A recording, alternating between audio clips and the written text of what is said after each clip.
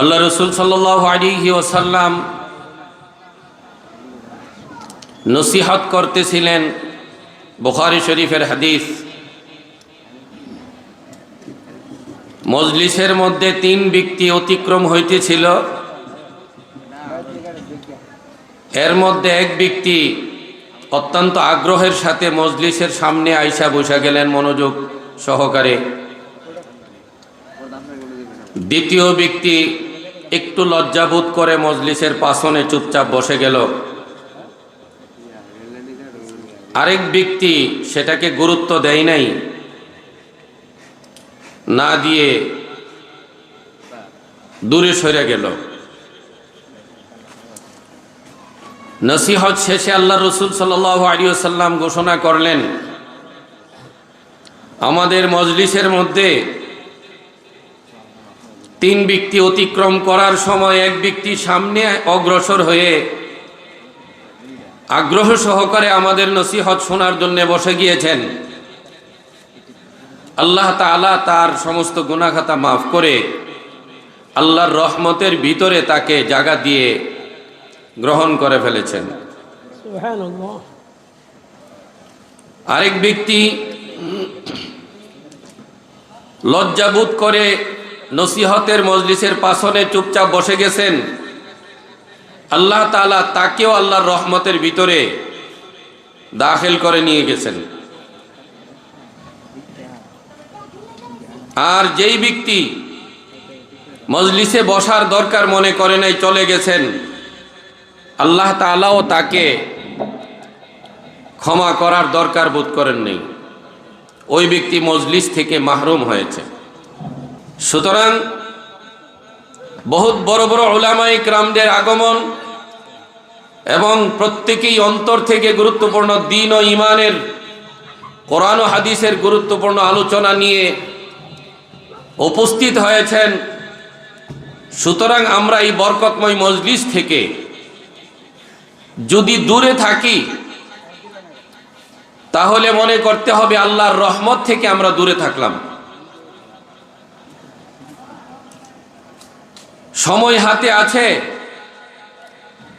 টাকা পয়সা খরচ হবে না। হক্কানি উলামায়ে কিরামদের জবান থেকে গুরুত্বপূর্ণ নসিহত শোনার জন্যে আমরা যারা বিভিন্ন কাজ খানাপিনার থেকে অবসর হয়েছি, অনুগ্রহ করে বলতে চাই, দোকানে পাট বসে না থেকে উলামায়ে কিরামদের নজরের সামনে বসলে, মজলিসে বসলে অবশ্যই আল্লাহ তাআলার দরবারে নিজের আমল নামার গুনাহ খাতা মাফ করার আশা করা যায়। আল্লাহ তাআলা আমাদেরকে তৌফিক দান করেন।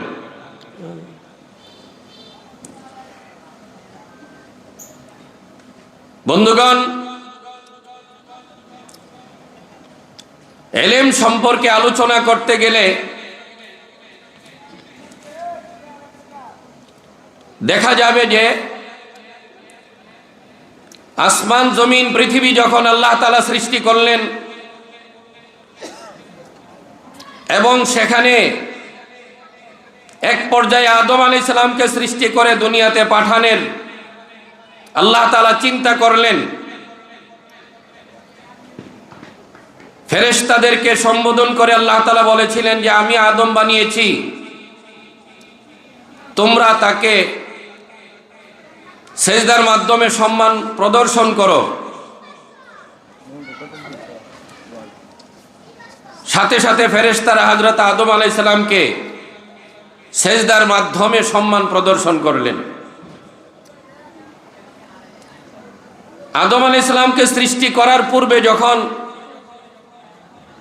ফেরেশতাদেরকে পরামর্শমূলক জিজ্ঞাসা করেছিলেন যে আদমকে বানাবো কিনা, আদম জাতিকে বানাবো কিনা, তখন ফেরেশতারা দ্বিমত পোষণ করেছিলেন যে তারা জিন্নাত জাতির মতো দুনিয়ার মধ্যে হত্যাকাণ্ড করবে, ইয়াসফিকুদ দিমা, ঝগড়াঝাটি করবে, রক্ত প্রবাহিত করবে।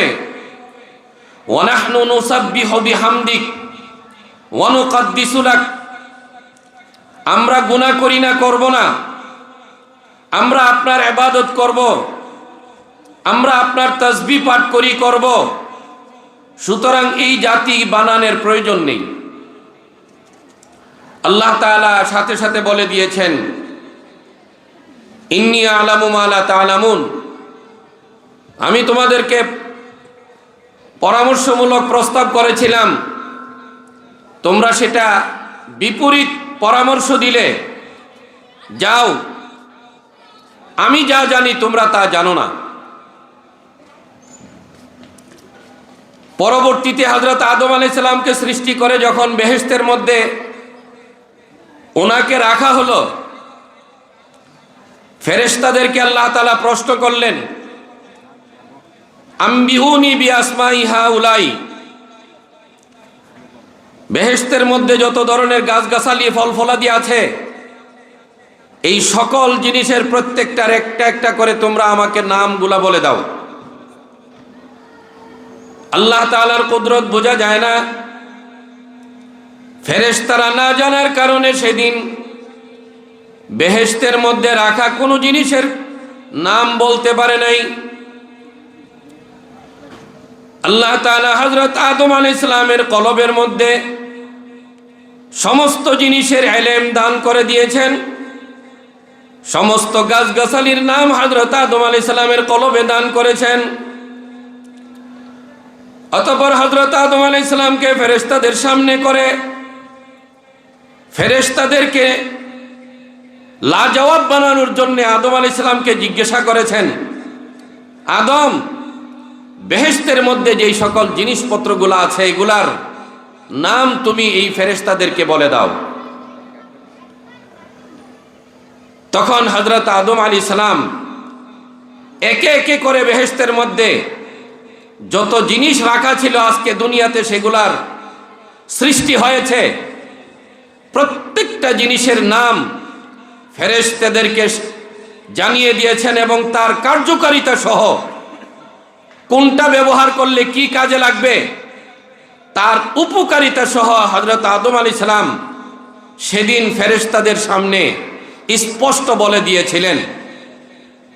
যেই জিনিস ফেরেশতারা বলতে পারে নাই, যেই ইলম হযরত আদম আলাইহিস সালামের কলবের মধ্যে রেখে আল্লাহ তাআলা সেই দিন সকল ফেরেশতাদের ঊর্ধ্বে মর্যাদা দান করেছেন হযরত আদম আলাইহিস সালামকে সর্বপ্রথম এই ইলমের মাধ্যমে।